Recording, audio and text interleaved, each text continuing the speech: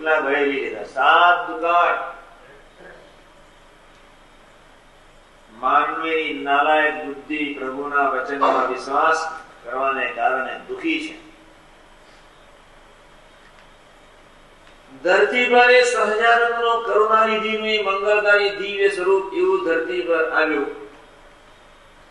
3.5 વર્ષના એ અગ્નિહોત્રીના કાળમાં એ પુરુષ 3.5 વર્ષ સુધી સુતા નહોતા.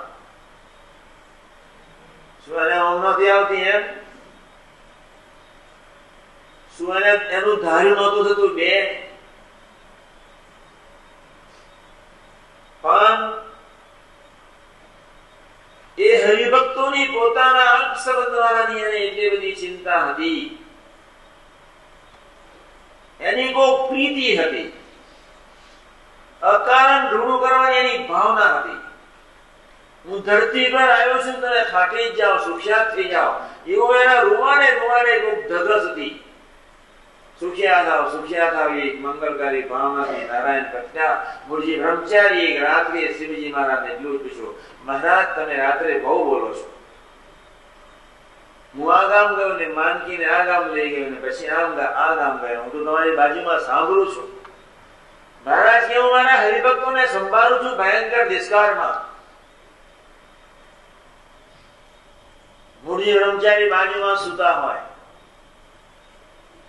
પ્રભુ બહુ પ્રેમથી વધ્યા હોય, આરામ કરતા હોય, તે વખતે યાદ કરતા હું અહીંયા ગયો. વિવિધ પ્રકારની ભાવનાઓ એમના શરીરમાંથી નીકળતી જોઈને મુરજી બ્રહ્મચારીને ખૂબ દુઃખ થતું હતું. મહારાજને આ કેટલો ત્રાસ, ઊંઘી લેતા નથી. મુરજી બ્રહ્મચારીનું હેતનું અને દાસત્વનું લક્ષણ હતું. દાસત્વ ગુણને ધારણ કરેલી વ્યક્તિ દિવસોના દિવસો, કલાકોના કલાકો એ વ્યક્તિ પણ નહોતી સુધી. 3.5 વર્ષ સુધી એક ધાર્યું પથારીમાં આરોટના સહજાનંદ પડખું ફેરવે જતા હતા.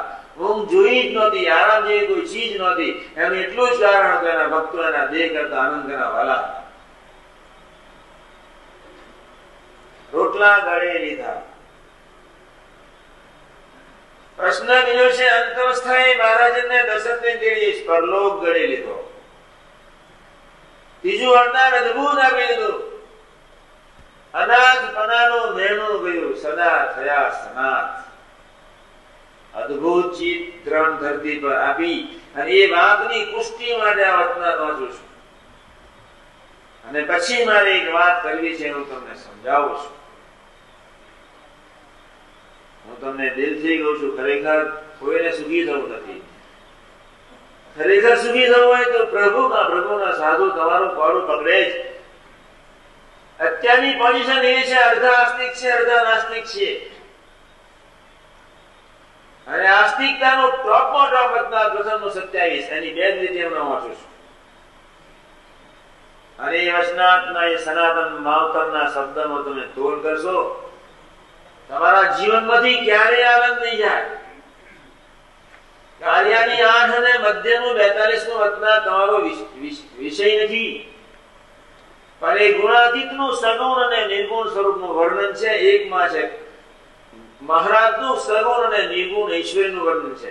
મહારાજે વચનાત્મા લખી નાખ્યું છે કે આ વચનાત્મા દ્રષ્ટિ ભોગે 24 કલાક અખંડ આનંદ. અને વિશ્વાસમાં અવિશ્વાસની દરખાસ્ત તમારી નાલાયક બુદ્ધિ, બહુ ક્ષુદ્ર બુદ્ધિ લઈને આવ્યા છો.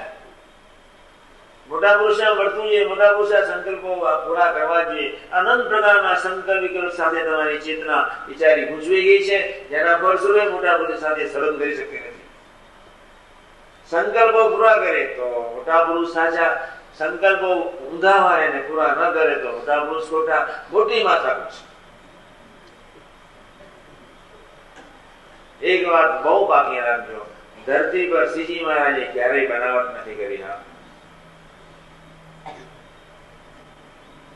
મધ્યનું તીર ને જે ઉપાડી કરે છે એનું દાસત્વ એટલું બધું છે.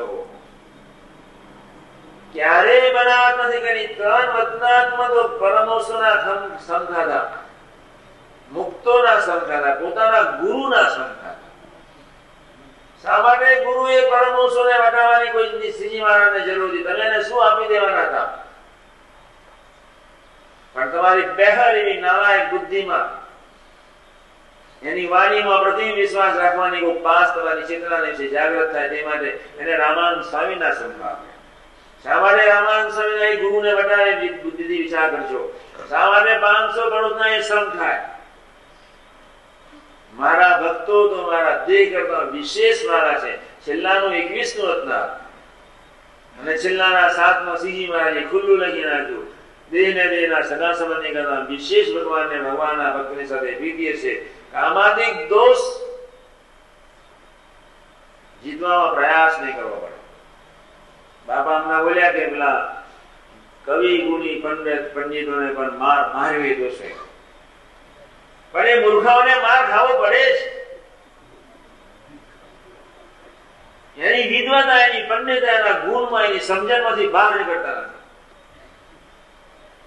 પંડિતોને તો પહેલો માર મારવો પડે. હું સમજુ છું, હું બુદ્ધિશાળી છું, દફના જોઈએ એને તો.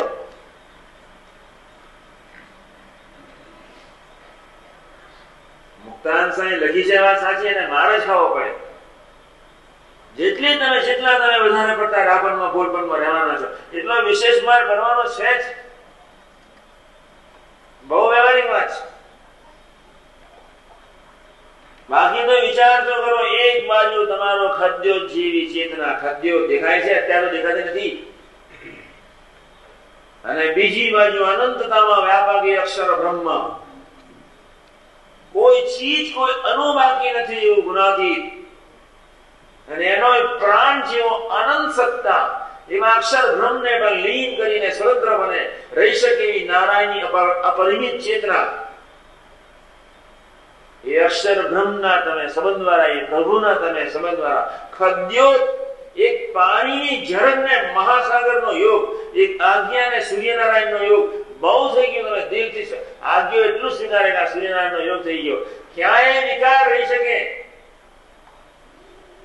પોતાના ડાપણમાંથી બહાર ના હોય, પોતાના પુરુષ પત્ની દોષ ટાટા હોય, આવતા જન્મે આવજો.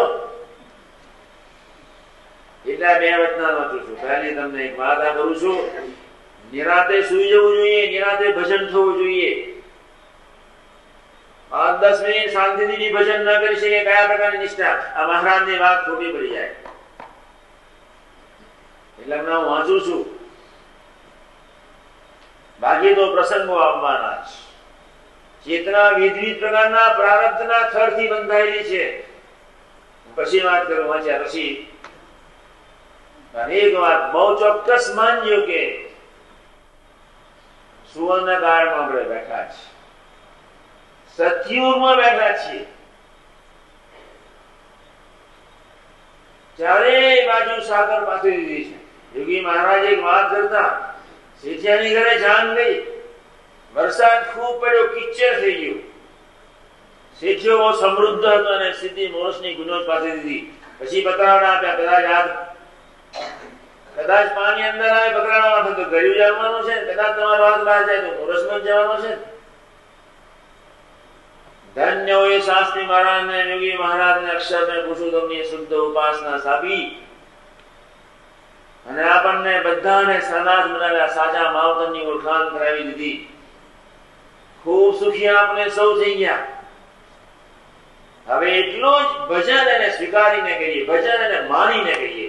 સ્વામિનારાયણનું ભજન કરવું બહુ સહેલું છે. સ્વામિનારાયણની મહાસત્તાનો સ્વીકાર કરવો એ અઘરામગરી છે. બાકી જેટલી એક સીધી વાત તમને છેલ્લી કહી દઉં કે જેટલી પ્રીતિ તમને મોટા પુરુષને છે એથી અનંત ઘણી પ્રીતિ એને તમારી સાથે છે. પહેલી વાત, જેટલી ચિંતા તમે તમારી જાતની, તમારા દોષની, તમારા સ્વભાવની તમે કરો છો, એથી અનંતની ચિંતા તમારા દેહની, તમારા રોગોની, તમારા દોષની, તમારા સ્વભાવની ચિંતા એ કરે છે. જેટલું ભજન તમે એનું નહીં કરી શકતા હોય, એથી વિશેષ પ્રકારનું ભજન એ તમારું કરે છે. પણ આપણને એનો ખ્યાલ હોય છે. વૈષ્ણવને દિલથી સ્વીકારો, કડશ ચડી જશે. ભગવાન ને સંત નો સંબંધ ના થયા પછી પણ અમને આમ થયા કે કાલે શું થશે? શિક્ષાપત્રી અને સંત નો સંબંધ ના દુઃખી તો થાવ જ. શિક્ષાપત્રી પ્રમાણે વ્યવહાર અને સંતની રુચિ પ્રમાણેનું જીવન બંનેનો સમન્વય હોય, દ્વિવેદીનું મોડું ક્યારેય ન થાય. ન શિક્ષાપતિ તરફ નજર ન હોય, ન સંત તરફ નજર હોય. આવતા જન્મે આવજો સુખી થવા. હજારો વર્ષ સુધી મારા ગભરાયા કરો, હજારો વર્ષથી ધ્યાન ભજન કર્યા કરો, તમારો બાપો સાંભળવાનો નહીં. શિક્ષાપત્ની અને સંત પ્રધાન જીવન જોઈશે. અને આ એક પ્રભુએ સરસ વાત કરી છે.